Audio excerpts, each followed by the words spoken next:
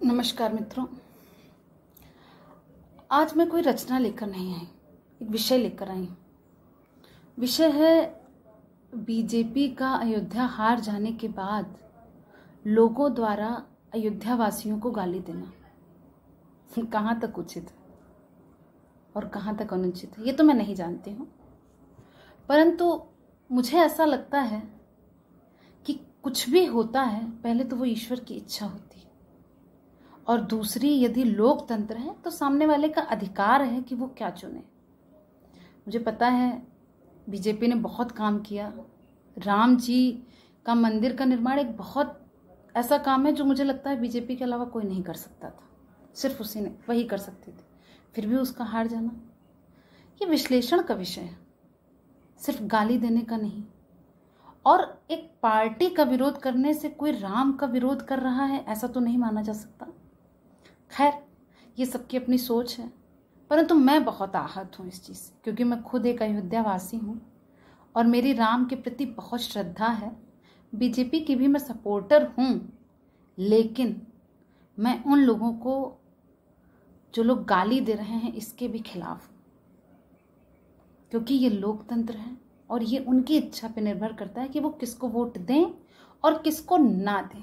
और उसके बाद दूसरी सबसे बड़ी बात है कि बीजेपी को विश्लेषण करना चाहिए कि आखिर हमसे चूक कहाँ हो गई अयोध्या के मामले में। सिर्फ अयोध्या नहीं, जो भी सीटें उनके हाथ से निकल गई, जो उनकी सीटें थी वहाँ पर। और मुझे पता है कि ये पार्टी ऐसी है कि काम अच्छा करेगी और आगे पुनः अपनी सरकार लेकर आएगी। शायद राम की इच्छा है, राम ही उन्हें मार्ग दिखा रहे हैं। परंतु लोगों की जो सोच है बहुत ही घटिया और बहुत ही गंदी है, वाहियात किस्म की है। बहुत गंदी गालियाँ लोग दे रहे हैं जो वाकई में बहुत ही कहते हैं ना, दुखी करने वाला है। तो मैं एक अयोध्या वासी और एक राम भक्त होने के नाते अपने सभी अयोध्या वासियों की तरफ से मैं ये रचना रखती हूँ, और मैं चाहती हूँ आप अपनी प्रतिक्रिया दें। बस थोड़ा शब्दों पे संयम रखिएगा प्रतिक्रिया देते समय। तो मैं पढ़ती हूँ, सुनिएगा कि ये मैंने क्या लिखा है। हो सकता है कुछ लोग मुझसे इत्तेफाक रखें, कुछ लोग मुझ पे नाराज़ भी हों, लेकिन शायद कुछ लोगों को ये अच्छा भी लगे कि कोई उनके साथ आया, कि हो सकता है ये राम की इच्छा। सुनिएगा कि सत्य यही कि काल खेल रच जाता है, सत्य यही कि काल खेल रच जाता है, और यही हरिश्चंद्र को एक डोम बनाता है। और जहाँ के लोग राम भक्त कहलाते थे, काल आज उन्हें द्रोही राम बताता है। और व्यक्ति पार्टी राम के आगे बढ़ी हुई, अति अभद्रता अंधभक्त में भरी हुई, और गाली देकर जनता को दुत्कार रहे। राम राम कर सरयू को धिक्कार रहे। धाम अयोध्या के वासी अति विचलित हैं, धाम अयोध्या के वासी अति विचलित हैं, और वोट डालना क्या गलती है, अनुचित है? क्या नेता की गलती को दरकिनार करे? कमल चुने और मौज गलत उम्मीदवार करे? कितनी बार ये सत्ता मोदी नाम चलाएगी?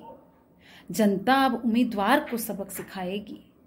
जो कहते कि अवध के वासी द्रोही हैं, राम की भक्ति उन सब ने खोई है।